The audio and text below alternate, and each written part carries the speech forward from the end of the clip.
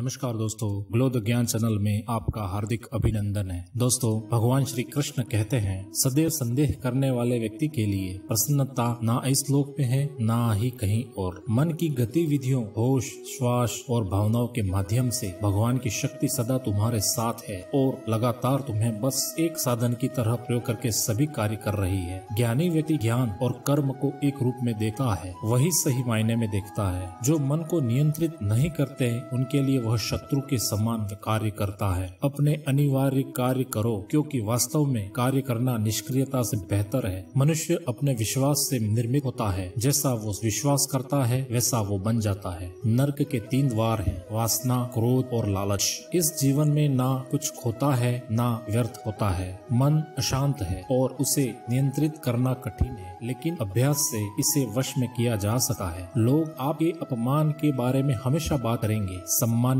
व्यक्ति के लिए अपमान मृत्यु से भी बेहतर है। प्रबुद्ध व्यक्ति के लिए गंदगी का ढेर, पत्थर और सोना सभी समान है। व्यक्ति जो चाहे बन सकता है यदि वह विश्वास के साथ इच्छित वस्तु पर लगातार चिंतन करे। उससे मत डरो जो वास्तविक नहीं है, ना कभी था ना कभी होगा। जो वास्तविक है वो हमेशा था और उसे कभी नष्ट नहीं किया जा सकता। हर व्यक्ति का विश्वास उसकी प्रकृति के अनुसार होता है। जन्म लेने वाले के लिए मृत्यु उतनी ही निश्चित है जितना कि मृत होने वाले के लिए जन्म लेना। इसलिए जो अपरिहार्य है उस पर शोक मत करो। सभी अच्छे काम छोड़कर बस भगवान में पूर्ण रूप से समर्पित हो जाओ। मैं तुम्हें सभी पापों से मुक्त कर दूंगा, शोक मत करो। मैं उन्हें ज्ञान देता हूँ जो सदा मुझसे जुड़े रहते हैं और जो मुझसे प्रेम करते हैं। मैं सभी प्राणियों को समान रूप से देखता हूँ, ना कोई मुझे कम प्रिय है ना अधिक, लेकिन जो मेरी प्रेम पूर्वक आराधना करते हैं वो मेरे भीतर रहते हैं और मैं उनके जीवन में आता हूँ। प्रबुद्ध व्यक्ति सिवाय ईश्वर के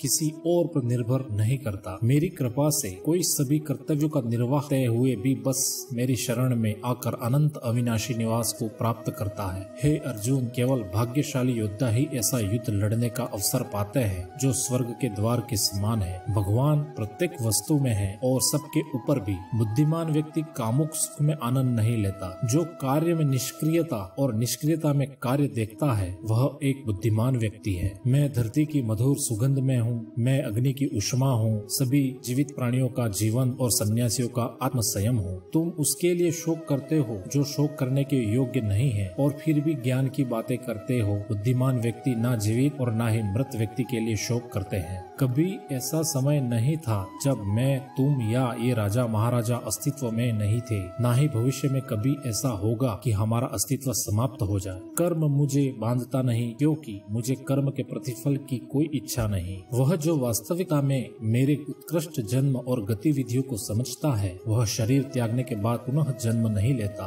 और मेरे धाम को प्राप्त होता है। अपने परम भक्तों जो हमेशा मेरा स्मरण या इच्छित मन से मेरा पूजन करते हैं, मैं व्यक्तिगत रूप से उनके कल्याण का उत्तरदायित्व लेता हूँ। कर्म योग वास्तव में एक परम रहस्य है। कर्म उसे नहीं बांधता जिसने काम का त्याग कर दिया है। बुद्धिमान व्यक्ति को समाज कल्याण के लिए बिना आसक्ति के काम करना चाहिए। जब वे अपने कार्य में आनंद खोज लेते हैं तब वे पूर्णता प्राप्त करते हैं। वह जो सभी इच्छाएं त्याग देता है और मैं और मेरा की लालसा और भावना से मुक्त हो जाता है, उसे शांति प्राप्त होती है। मेरे लिए ना कोई घृणित है ना प्रिय, किंतु जो व्यक्ति भक्ति के साथ मेरी पूजा करते हैं वो मेरे साथ हैं और मैं भी उनके साथ। जो इस लोक में अपने काम की सफलता की कामना रखते हैं वे देवताओं का पूजन करें। मैं उष्मा देता हूँ, मैं वर्षा करता हूँ और रोकता भी हूँ। मैं अमरत्व भी हूँ और मृत्यु भी। बुरे कर्म करने वाले सबसे नीच व्यक्ति जो राक्षसी प्रवृत्तियों से जुड़े हुए हैं और जिनकी बुद्धि माया ने हर ली है, वो मेरी पूजा या मुझे पाने का प्रयास नहीं करते। जो कोई भी किसी भी देवता की पूजा विश्वास के साथ करने की इच्छा रखता है, मैं उसका विश्वास उसी देवता में दृढ़ कर देता हूँ। हे अर्जुन, मैं भूत, वर्तमान और भविष्य के सभी प्राणियों को जानता हूँ, किंतु वास्तविकता में कोई मुझे नहीं जानता। स्वर्ग प्राप्त करने और वहाँ कई वर्षों तक वास करने के पश्चात एक असफल योगी का पुनः एक पवित्र और समृद्ध कुटुंब में जन्म होता है। केवल मन ही किसी का मित्र और शत्रु होता है। मैं सभी प्राणियों के हृदय में विद्यमान हूँ। ऐसा कुछ भी नहीं, चेतन या अचेतन, जो मेरे बिना अस्तित्व में रह सकता। वह जो मृत्यु के समय मुझे स्मरण करते हुए अपना शरीर त्यागता है वह मेरे धाम को प्राप्त होता है, इसमें कोई संशय नहीं। वह जो इस ज्ञान में विश्वास नहीं रखते मुझे प्राप्त किए बिना जन्म और मृत्यु के चक्र का अनुगमन करते हैं।